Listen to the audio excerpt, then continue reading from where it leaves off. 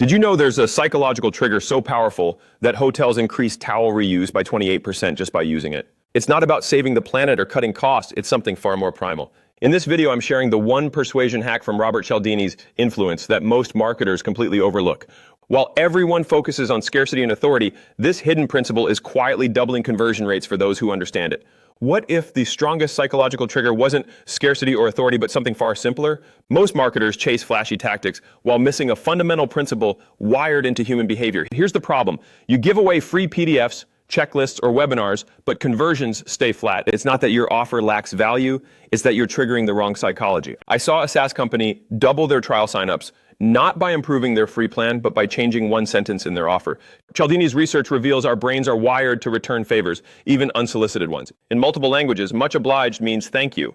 This instinct is so strong that Ethiopia sent relief aid to Mexico during their own famine, repaying a decades-old debt. The mistake? Giving value without creating perceived debt. When you say free ebook or complimentary consultation, you trigger transactional thinking. Compare that to this real example. A marketing agency switched from get our free pricing guide to we want to give you something valuable first. Here's our complete pricing strategy playbook. Conversions jumped 150%. Here's why this works. The second framing creates an implied social contract. You're not giving something away. You're making the first move in an exchange. Cialdini found this approach works even when the initial gift is small, as long as it feels personalized. Try this structure instead. 1. Lead with intent. I'd like to give you something useful first. And 2. Make it specific. Our 2025 LinkedIn algorithm playbook. 3. Show effort. That took our team 87 hours to create. 4. Imply future value. To help you decide if we're the right fit. The key is positioning your free offer as the first step in a relationship, not a standalone transaction. One consulting firm increased booked calls by 300% simply by changing their calendar link to say, let me give you 30 minutes of strategic advice first, instead of schedule a free consultation.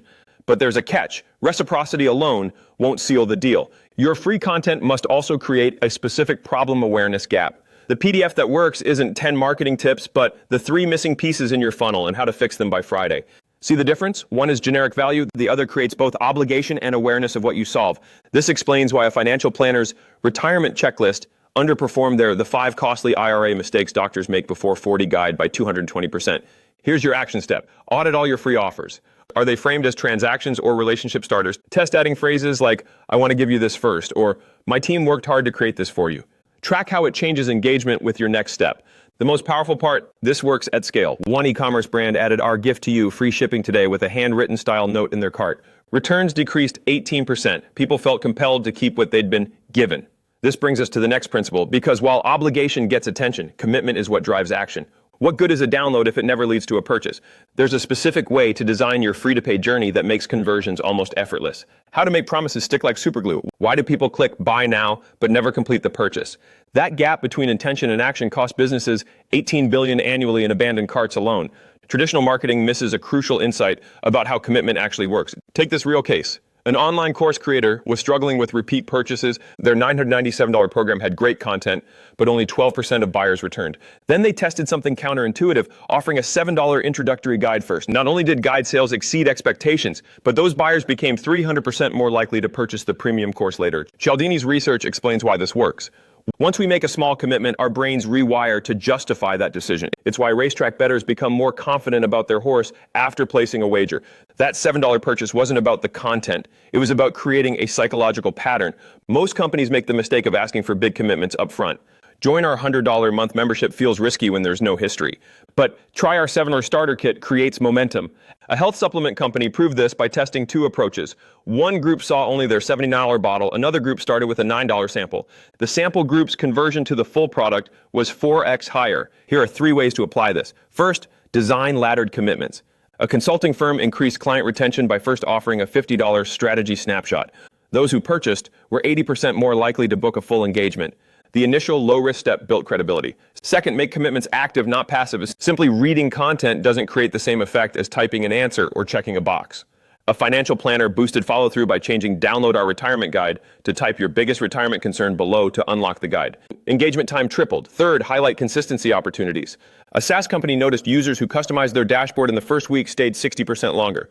Now their onboarding says complete these 3 quick settings to see your personalized results, turning setup into a commitment device. The most powerful application? Combining small commitments with public visibility. When a coding bootcamp had students post their learning goals on LinkedIn, course completion jumped from 68% to 89%. That public declaration triggered consistency pressure. This explains why written agreements outperform verbal ones. A real estate agency tested 2 follow-up approaches after consultations. One group got a call saying, "Should I put you down as interested?" The other signed a simple, "I'm exploring options in this neighborhood" form. The form group scheduled 47% more viewings. Timing matters too. That same agency found the optimal moment to get commitments wasn't during the consultation, but immediately after prospects visited their first property. Emotions ran high, and small asks like, "Let's check 2 more similar listings," got 70% agreement versus 40% at other times. Now consider how this combines with reciprocity. When that same $7 guide included bonus free consultation for guide buyers, the conversion to premium offers doubled again. The initial purchase created commitment. The unexpected bonus triggered obligation. But commitment alone isn't the full picture. There's another force that determines whether people stick to their commitments. And it explains why those towel reuse signs work so well. When you understand how social proof interacts with consistency, you unlock the real psychology of persuasion. Remember the 28% from the beginning? That 28% increase in towel reuse from a simple sign didn't happen because guests suddenly cared more about the environment. It worked because of a psychological trigger far more powerful than facts or logic. When uncertain, humans don't analyze options. We look sideways at what others are doing. Consider this.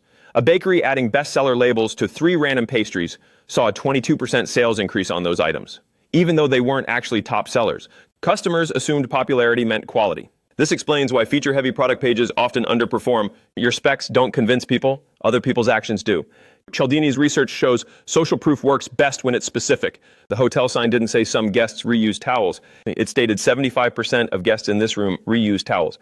One SaaS company tested 2 homepage versions. One showed join 10,000 businesses, the other 127 marketing agencies signed up last week. The specific version converted 39% better. Generic testimonials fail because they lack social verification. Great product, it means nothing compared to, "As a dentist with 2 practices, this saved me 11 hours weekly." A legal software company increased demo requests by 60% simply by replacing "our clients love us" with 3 of the top 5 Phoenix law firms use this daily. Here's how to engineer effective social proof. First, quantify behavior. An e-commerce store increased add to cart rates by adding 37 people viewing this now near the price. Second, showcase peer groups. A B2B company improved lead quality by labeling case studies for CFOs at 5 MELS revenue companies instead of just client names. The most powerful social proof combines specificity with similarity. When a coding bootcamp changed their testimonials from "I got a great job" to "After 9 months as a bartender, I landed a $85K remote developer role in 3 weeks, inquiries doubled." Prospective students saw themselves in that story. Timing matters too. One experiment showed shoppers who received a text saying "Your neighbor just bought this" during browsing sessions spent 14% more than those who saw the message at checkout. Social proof works best when presented during decision-making, not after. There's a crucial nuance most miss. Social proof backfires when it highlights undesirable behavior. A park reduced theft of petrified wood by changing signs from "Many visitors take rocks" to "Please don't remove rocks, most visitors leave them for others." Suddenly the norm shifted. Apply this to pricing pages. Instead of "Most popular plan labels that pressure buyers," try "68% of first-time users start here." One CRM company increased mid-tier plan selection by 33% with this phrasing. It framed the choice as normal rather than optimal. The real power comes when you layer social proof with commitment.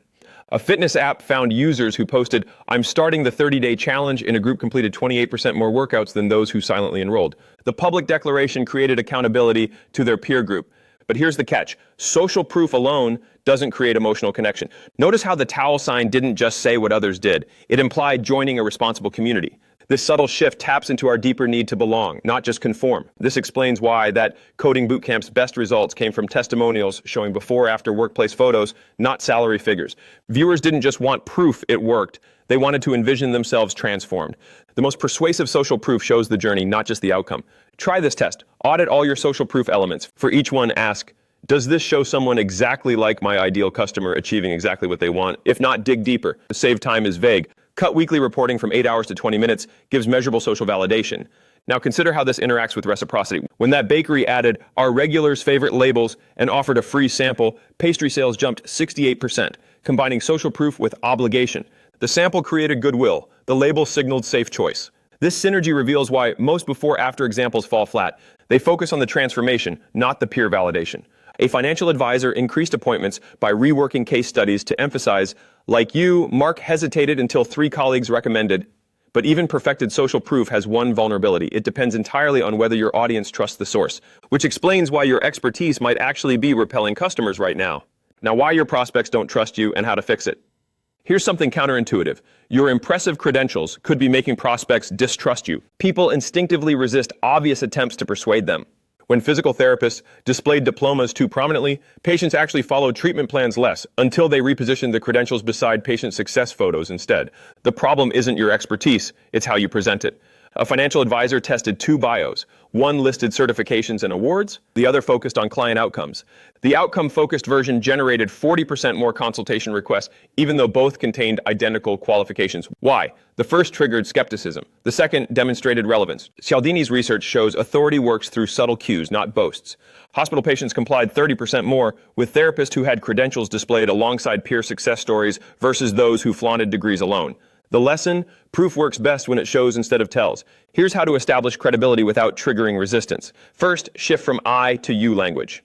A consulting firm increased trust by rewriting proposals to focus on client needs. You'll gain 12 measurable improvements, worked better than we've helped 100 companies. The more you highlight their perspective, the more authority you project. Second, use embedded credentials. Instead of Harvard-trained experts, say, when researching at Harvard, we discovered something surprising about audience problem.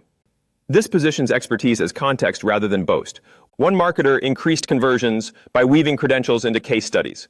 Using the same statistical models I applied at NASA, we calculated. Third, adjust your speech pace slightly. Studies show speaking moderately faster, about 10% above normal, increases perceived confidence and knowledge, but going too fast makes you sound salesy. Record yourself explaining a concept, then trim pauses without rushing.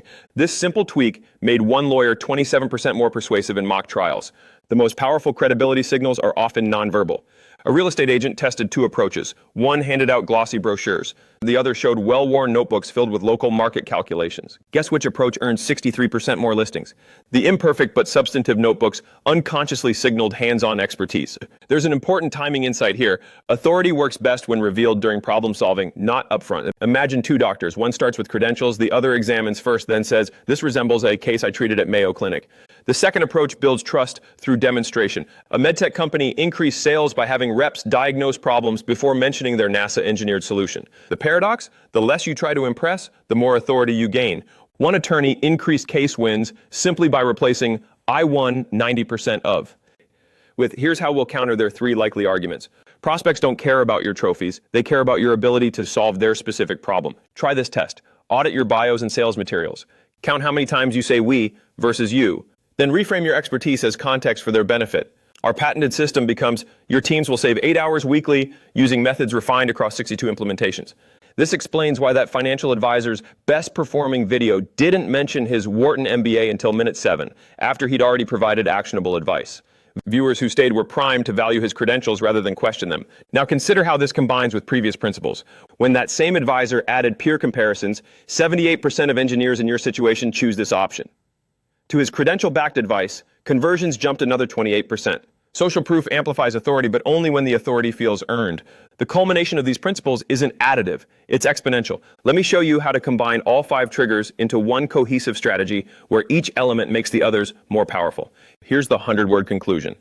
The real power comes from combining these principles strategically. When a free resource, reciprocity, includes testimonials from similar customers, social proof, conversion rates consistently outperform single principle approaches by 42 to 68%. Start with one principle to test. Maybe rewrite your free offer to create obligation, or add specific peer examples to your landing page. Track changes carefully for 1 week. Tomorrow, notice how often you respond to these triggers yourself. The coffee shop showing popular items, the app highlighting what friends use. That awareness alone will sharpen your marketing instincts. Pick one test, measure the impact, then build from there. These patterns govern decisions more than we realize.